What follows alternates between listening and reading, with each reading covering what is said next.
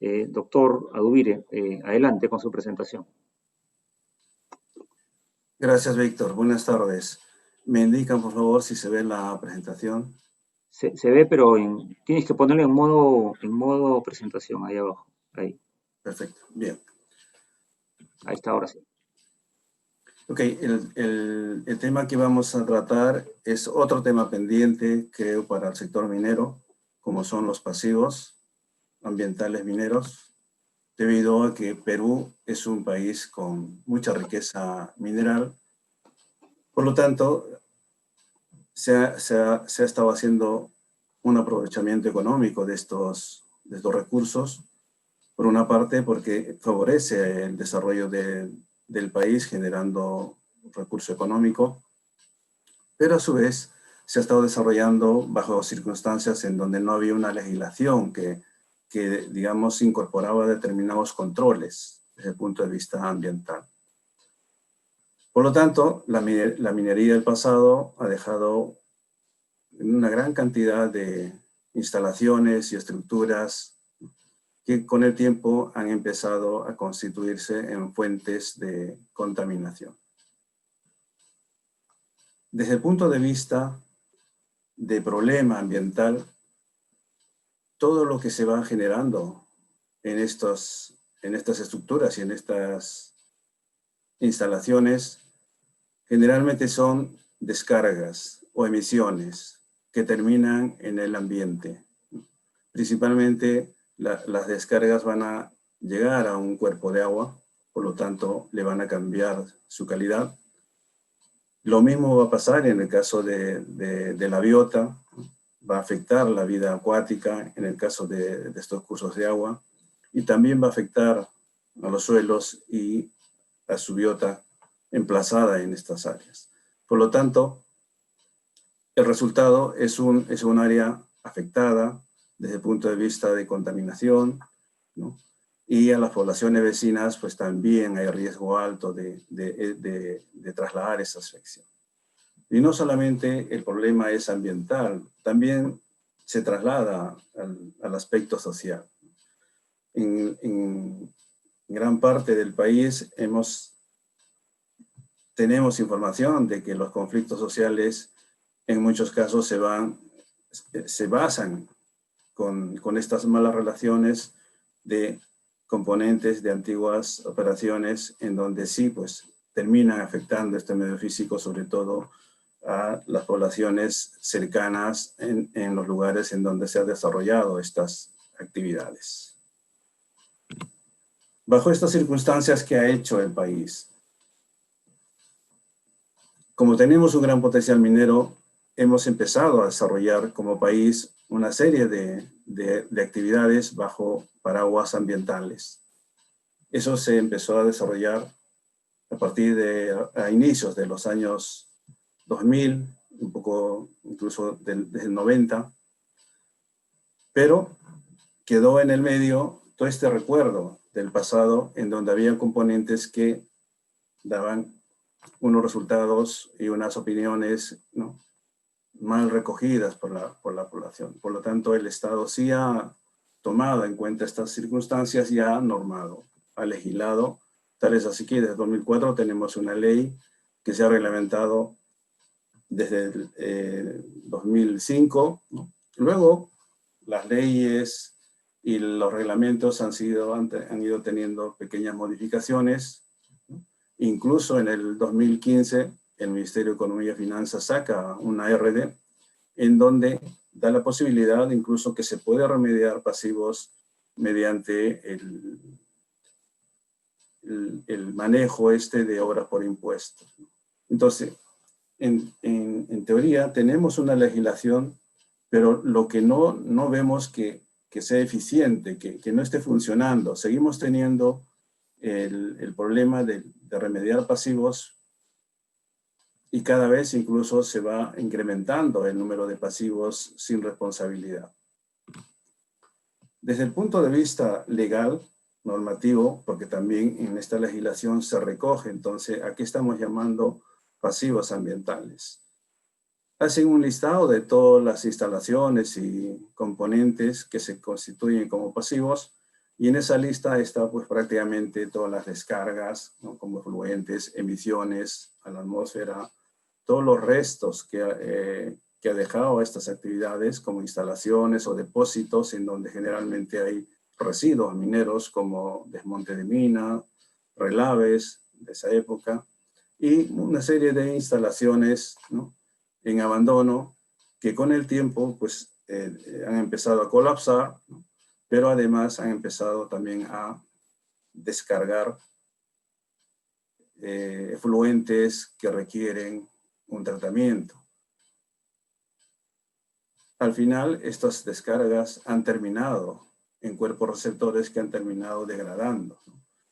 Y en el caso de los residuos sólidos, residuos mineros, también se han ido alterando de tal manera que, además de ocupar un espacio, han representado puntos de inestabilidad, puntos de emisiones a través de las descargas o de la liberación de sus constituyentes una vez que se desarrollan procesos de alteración de estas estructuras principalmente mineralizadas. Por lo tanto, si un mineral se rompe su estructura, lo primero que va a liberar esos son sus constituyentes, que son metales. Por lo tanto, ya tenemos unos flujos que empiezan a arrastrar digamos, el constituyente liberado, y lo primero que hace es quitar la vida oxigenada a los cuerpos receptores a donde se incorporan. Recogida entonces esta definición en la legislación, se ha empezado a identificar, a caracterizar, de tal manera que ese número de pasivos, desde un principio que empezó en 5.000, en este momento, perdón, en unos 500, en este momento está superando los 8.700. ¿Quién remedia entonces los pasivos? A nivel mundial, la remediación de pasivos en países mineros normalmente lo ha asumido el Estado, porque son situaciones que se han generado cuando no había una legislación ambiental que incorporaba estos controles. Por lo tanto, toda la remediación del laboreo antiguo, que normalmente está en condiciones de abandono, en todos los países lo ha empezado a asumir el Estado, pero a diferencia de Perú, en la mayoría de los países de actividad minera, como Estados Unidos, Canadá, en Europa, normalmente lo que han hecho es implementar centros de investigación y a partir de esa información hacer propuestas de recuperación. Nosotros tenemos legislación, pero no tenemos ese espacio de la investigación, por lo tanto vamos casi directo a ejecutar tareas, pero vamos a ejecutar tareas prácticamente sin una buena base, sin una buena información. Si queremos acertar en las alternativas de actuaciones que nos permitan remediar adecuadamente estas áreas que ocupan los pasivos, tenemos que tener información. Por lo tanto, eso de una u otra forma se va recogiendo, por lo tanto se ha hecho un inventario. Una vez que se ha hecho el inventario, se ha buscado los responsables y todos los componentes o instalaciones sin responsables identificados han quedado en la lista de pasivos cuya remediación lo hace una entidad a nombre del Estado. Para remediar un pasivo, por lo tanto, requerimos información para hacer los diseños de ingeniería, y esa información requiere una serie de estudios básicos. Sin ellos, las propuestas siempre van a ser asumiendo mucho riesgo, muchas condiciones de que posiblemente en la práctica no coincidan o haya mucha desviación. Y creo que la parte débil de aplicar esta legislación está ahí, que no estamos identificando adecuadamente qué tipo de remediación requiere cada uno de estas instalaciones antiguas. En la misma legislación también se recoge de que para remediar pasivos hay que elaborar un estudio que se llama un plan de cierre, con un alcance a nivel de factibilidad que va a aprobar la autoridad. Por lo tanto, en este estudio se recogen unas metas, unos objetivos, como es asegurar primero la estabilidad física, química a largo plazo, remediar el resto de áreas cercanas a estas instalaciones, ¿no? Hacer en lo posible aprovechamientos de estos materiales, que en algunos casos sí es posible por los contenidos metálicos que integra. Y la norma también dice, recoge que una vez ejecutado un cierre, pues hay que hacerle un seguimiento. Cuando uno hace revisión de esta legislación, es muy parecida a cómo rehabilitar o cómo cerrar un componente de una operación actual. Pero la diferencia es que si nosotros cerramos o hacemos una propuesta de cierre de una operación actual, vamos sobre mucha información. Primero, ese componente tiene una certificación de inicio. Esa certificación de inicio va sobre información de una línea base. Y esa es la información que no tiene el pasivo. O sea, no tiene, digamos, su partida de nacimiento.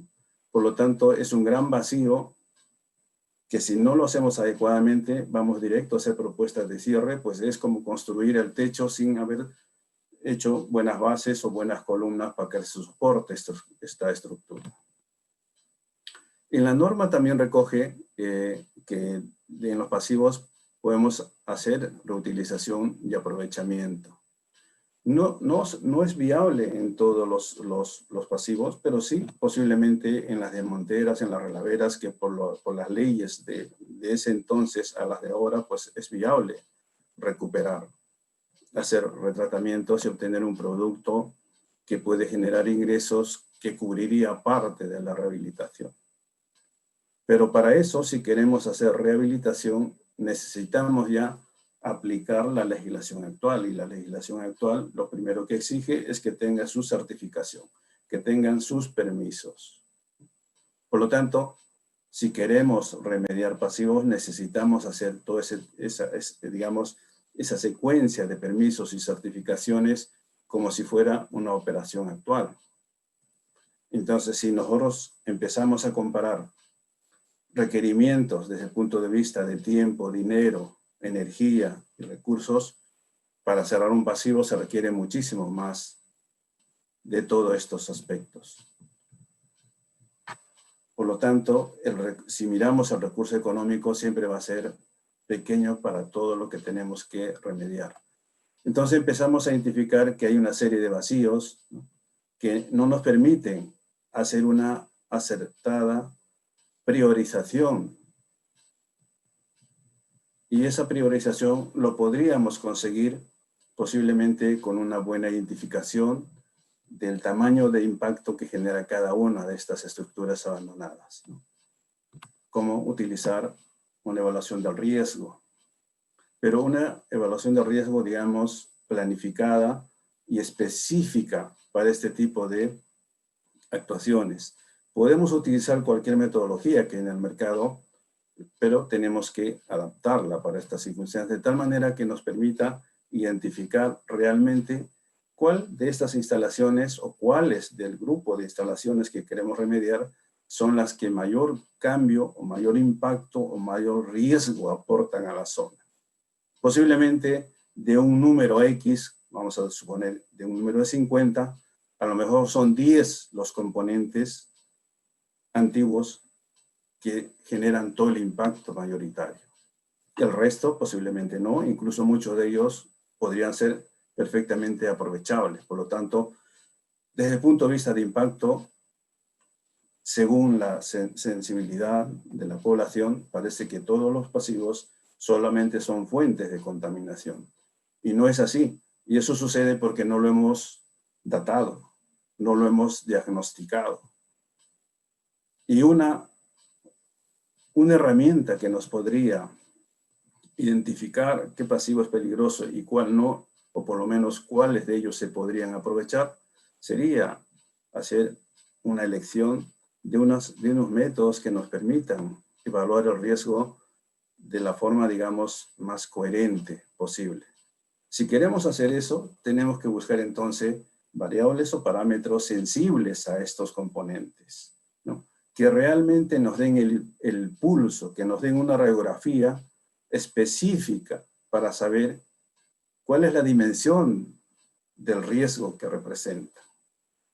Entonces, podemos usar métodos sencillos como los que venimos utilizando incluso en seguridad, simplemente usar probabilidad por gravedad, pero centrarnos más en la gravedad, porque nosotros necesitamos saber qué daño, qué impacto, qué riesgo representa cada uno de ellos. Entonces ahí podemos cargar una serie de variables según las instalaciones o las estructuras que queremos evaluar. Podemos considerar, por ejemplo, el área, el volumen, porque no es lo mismo tener un volumen de un material altamente tóxico, un material a lo mejor incluso aprovechable. No podemos darle la misma solución estándar a los dos pasivos cuando uno perfectamente se puede aprovechar. El nivel de peligrosidad, la vulnerabilidad del cuerpo receptor.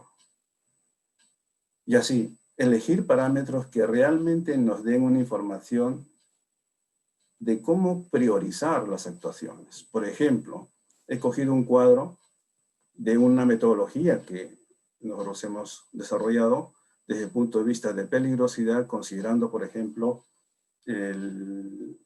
los efluentes que normalmente, si proceden de actividad minera, siempre van a mover metales. Por lo tanto, el parámetro no solamente es que sea ácido y que mueva metales, sino cuánto mueve cada uno. Naturalmente, el que mueve más va a generar más daño. Puede ser la misma cantidad o el mismo flujo, el mismo, algún parámetro puede ser similar como el pH, pero el que lleva más metales es un efluente más tóxico. Entonces, desde el punto de vista de valor de riesgo, en nuestra matriz debería salir esos resultados. Eso es lo que se está recogiendo cuando miramos peligrosidad. Por ejemplo, se está mirando desde el punto de vista del material que se va a alterar, pues es un material que si no se altera, no libera carga metálica, seguramente no será peligroso, por lo tanto, podemos pensar que serían materiales aprovechables. Pero si es un material altamente generador de acidez, pues una vez que se altere el residuo sólido, vamos a tener un efluente líquido mucho mayor peligroso para el medio físico en donde se va a incorporar, sobre todo en los cuerpos receptores o cuerpos de agua o flujos de agua. Por lo tanto, eso tiene que estar sensibilizado en la variable que estamos, en la variable que estamos evaluando. Lo mismo podremos incorporar, por ejemplo, los efluentes. Cuando ya se han alterado estos materiales, ya tenemos un efluente que va arrastrando todo lo que se ha liberado y podríamos igual, es decir, si el resultado es un efluente neutro, por lo tanto, desde el punto de vista de peligrosidad, pues no afectaría mucho al cuerpo receptor a donde se incorpora. Pero si es un efluente altamente ácido con mucha carga metálica, naturalmente tendría en la escala, como se ve aquí, pues un nivel muy peligroso. De tal manera que cuando hagamos la iteración podamos identificar fácilmente cuáles son el grupo de componentes que van a requerir, digamos, mayores estudios, porque su remediación va a impactar muchísimo en el área, ¿no? Porque vamos a retirar principalmente o vamos a remediar principalmente a los que mayor contaminación o riesgo introducen en ese espacio. Y normalmente siempre es un número reducido los que van a generar mucho más impacto respecto a otros en donde su impacto es menor, pero muchas veces se presentan en mayor cantidad. Si queremos ser eficientes en el gasto de dinero y ser eficientes en la rehabilitación, debemos incorporar este tipo de análisis, porque si no, vamos a pensar que todos los pasivos son iguales y todos son contaminantes, y en la práctica no es así. Una vez que tengamos estos resultados, identificados los componentes, pues empezamos a mirar el resto de gaps que tiene. Ya sabemos, si es una salida de agua, pues tenemos que tener un buen estudio hidrogeológico. Pero si es un efluente que también tiene una salida, o un componente que tiene un efluente que no tiene o no mueve carga metálica, o es un componente que no tiene ninguna salida de agua, es un componente en superficie y encima es material que no se altera, o si se altera, no libera carga metálica, posiblemente en la valoración debería estar identificado pues, como un nivel de riesgo aceptado o moderado. Quiere decir que la medida a aplicar para rehabilitar también va a ser con menor prestación que si tenemos enfrente a un componente altamente, digamos, contaminador o con un nivel de riesgo elevado. Otro aspecto que se ha identificado a la hora de querer cerrar pasivos es de que en la zona donde encontramos emplazados estos pasivos no tenemos historia ambiental. Por lo tanto, tenemos que generar esa línea base. Y esa línea base no solamente en la parte ambiental, sino también en la parte social, porque eso está incorporado en la legislación y además es un compromiso ético del sector, digamos, de remediar el pasado, porque de una u otra forma es una carta de presentación que no permite hacer una buena integración o coordinación con los stakeholders de las zonas en donde se emplazan estas estructuras y estas instalaciones en abandono. Y más aún si queremos aprovechar uno de estos pasivos, como pueden ser materiales de desmonte que tienen cierto contenido metálico que se puede recuperar, el pedir permiso requiere utilizar la legislación en donde lo primero que dice, si quieres recuperar o hacer actividad minera, aunque es retratamiento, sigue siendo actividad minera, tenemos que sacar primero un estudio de impacto ambiental. Entonces, no es información que lo vamos a obtener en poco tiempo. El estudio de impacto ambiental va a ir sobre una línea base, va a ir sobre una descripción del método de rehabilitación. Por lo tanto, tenemos que desarrollar, por un lado, el método de remediación a un nivel de factibilidad y la línea base que nos permita identificar estos riesgos, estos peligros, a partir del cual se va a pedir unos permisos. Por lo tanto, es información que requiere un tiempo de maduración que puede pasar fácilmente los 3 años. Con esa información recién haríamos los diseños de ingeniería, pero estos diseños tienen que ir sobre información básica, que tiene que ver con el agua superficial, agua subterránea, la calidad de las rocas, ¿no?, desde el punto de vista geoquímico, en donde posiblemente identifiquemos materiales aprovechables y materiales que no tienen ningún aprovechamiento. Por lo tanto, la forma como vamos a terminar cerrando estas estructuras va a ser totalmente distinta. Por lo tanto, no hay recetas estándar. En algunos casos, si nosotros miramos el listado de pasivos, esto es un pasivo que simplemente son los muros del antiguo campamento. Retirar esto tiene unas actuaciones más sencillas que remediar un pasivo en donde tenemos grandes descargas de flujos que llevan mucho contenido metálico. Si queremos remediar esto, lo primero que vamos a buscar es el origen, ¿no? Con el estudio geológico cubriremos la cantidad y la calidad y el periodo en el cual va a seguir saliendo estas descargas. A partir de ahí recién propondremos su rehabilitación. En cambio, remediar esto es más sencillo. Es simplemente buscar un sitio, o incluso si es material aprovechable, directamente trasladar al nuevo uso y el espacio que ocuparon se rehabilita y en un tiempo pequeño ya lo tendríamos rehabilitado. Por lo tanto, la lista de pasivos carece de esa información, digamos, de una evaluación del riesgo, pero en donde se haya hecho con los parámetros que realmente identifican a estas estructuras, ¿no? Y la clave está en acertar qué parámetros son los que tienen que considerarse en el estudio de riesgos. Luego, además del vacío de que no hay línea base, también se tiene que hacer la evaluación de alternativas. Por lo tanto, vamos a recurrir a una matriz de compromisos, ¿no?, que se va a tener que generar porque se requiere una línea base social para cerrar un pasivo. Entonces, va a haber unos acuerdos. Y esta parte creo que también es otra tarea pendiente. No se está llevando bien quizás el Estado, como se asume compromisos con las poblaciones del entorno en donde hay pasivos emplazados, pues el Estado debería, o la entidad que encargada de remediar estos pasivos, debería hacer estas actuaciones, ¿no?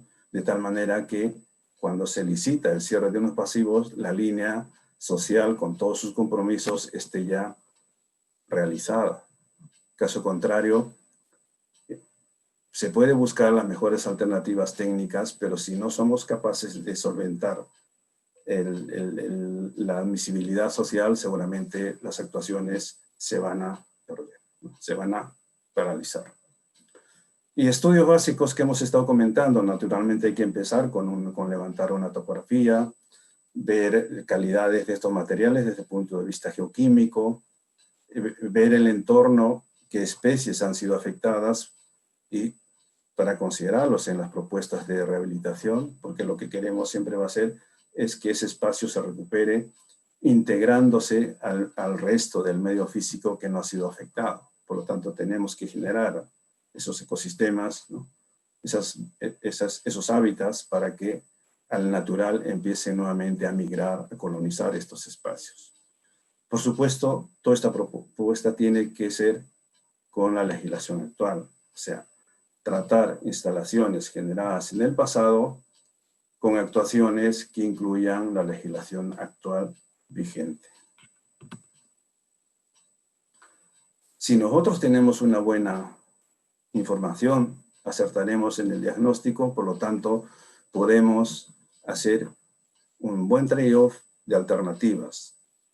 Por ejemplo, aquí tenemos una lista de N pasivos y una vez que se ha hecho la evaluación, resulta que gran parte de los pasivos, desde el punto de vista de riesgo, tienen un riesgo aceptado o menor, y los pasivos que tenían un riesgo mayor, pues se han identificado, y la propuesta es simplemente los que no se pueden aprovechar, llevarlo a un solo depósito y el resto de área queda rehabilitado. Pero sin información no podemos hacer estas propuestas. O sea, no podemos priorizar. Y frente a situaciones de recursos reducidos, porque al final la remediación de pasivos lo estamos haciendo todos los peruanos, ¿no? Porque el Estado destina gran parte de dinero de los impuestos que podrían dedicarse perfectamente a dar salud, educación al resto de la población. Por lo tanto, tenemos que exigir que los recursos sean eficientemente administrados y las soluciones sean efectivas a largo plazo. Que no sean soluciones que han ido sobre poca información y que dentro de 5 años la naturaleza nos demuestra que no hemos tenido la información suficiente y que nuestras propuestas de cierre no han sido efectivas y hay que empezar otra vez a cerrar. Si queremos elegir la mejor alternativa, entonces tenemos que tener buena información desde el punto de vista ambiental, que es lo que más se va a mirar, desde el punto de vista social, tener en cuenta la parte económica, la parte constructiva, la seguridad y, por supuesto, intentar buscar un nuevo uso de estos espacios. Si no tiene un espacio económico, por lo menos una recuperación ambiental. No solo tenemos que preocuparnos cómo cerrar, sino cómo vamos a integrar en el tiempo estos espacios con el resto del medio físico. Por lo tanto, tendremos que también dejar unos indicadores, ¿no? Desde el punto de vista químico, con parámetros físicos o incluso biológicos que nos van a ir indicando cómo vamos recuperando estos espacios, ¿no? En eso sí tenemos bastante experiencia, creo que hemos aprendido bastante en cómo hacer estos manejos cuando estamos haciendo certificaciones ambientales, por lo tanto también lo podemos adaptar para la parte de hacerle un seguimiento a las zonas rehabilitadas de emplazamiento de pasivos. El cerrar pasivos no solamente debe repercutir un gasto. Si hacemos una evaluación del riesgo, posiblemente identifiquemos oportunidades de aprovechamiento. Sin esta información no va a ser viable aprovecharlos.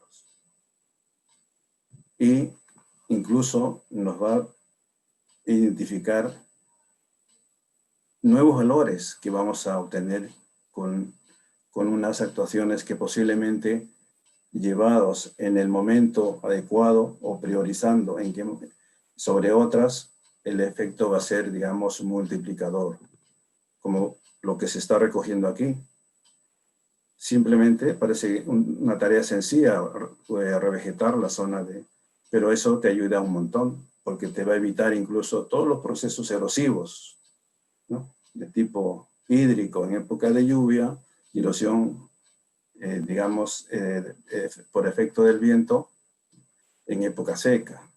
Pero no solamente eso, si ya me está manejando, me está controlando el manejo de agua, pues de una otra forma está posibilitando de que en el menor tiempo esta vegetación termine controlando esos espacios y termine ayudando a emplazar, y no solamente manejar el agua, sino también reforzar la estabilidad de estas laderas. Entonces, va a pasar lo mismo si hacemos una buena caracterización desde el punto de vista químico de estos materiales. Por un lado, podemos encontrar materiales aprovechables, y lo que no lo son, pues diseñar con la legislación existente nuevos depósitos o nuevas estructuras en donde los vamos a almacenar de forma que nos facilite asegurar su estabilidad, ¿no?, a largo plazo desde el punto de vista químico, físico, biológico y todo.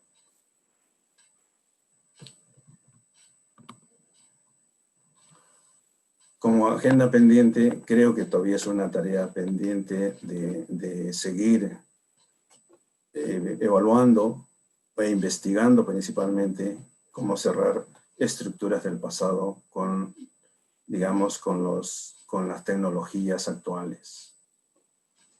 Pero el Estado tiene que seguir, digamos, potenciando, y yo creo que tendríamos mayor éxito, porque eso ya lo han hecho en otros lugares, como en Europa, por ejemplo, grandes tajos que se han convertido en lagunas, pero no se han convertido en lagunas de la noche a la mañana, sino a partir de estudios de investigación en donde se ha simulado lo que va a pasar dentro de 5, 10, 20 años. El cerrar pasivos no es una tarea para mañana, pero sí tenemos que tener buena información, recoger información a base de proyectos de investigación. Y una vez que se tengan, digamos, esta información, hacer pilotajes, hacer parcelas de experimentación y poner en práctica. Y por supuesto, lo que ya se ha cerrado, convertirlo en parcelas de experimentación y ver lo que ha tenido éxito y lo que no ha tenido éxito. Y investigar por qué no ha tenido éxito, para no volver a repetir los mismos procedimientos que posiblemente lo estemos considerando como los aptos para rehabilitar zonas de pasivos. Y quiero terminar haciendo un comentario de que por las exposiciones anteriores se han reforzado lo que siempre se viene diciendo: Perú es un país muy rico en recurso mineral. Por ello, tenemos pasivos. El país que no tiene recurso mineral naturalmente no tiene pasivos, pero tenemos que incluirlos en nuestros procedimientos, en nuestras actuaciones. No podemos regresar al pasado, pero sí podemos aprender de todas estas andaduras mineras para desarrollar proyectos sostenibles que miren el espacio de actividad minera como de uso temporal. Una vez finalizado estas actividades, recuperar esos espacios para nuevos usos. Si no tiene una repercusión económica, por lo menos que sean espacios de recuperación ambiental para que la flora, la fauna silvestre encuentre un espacio en donde desarrollar su vida. Gracias.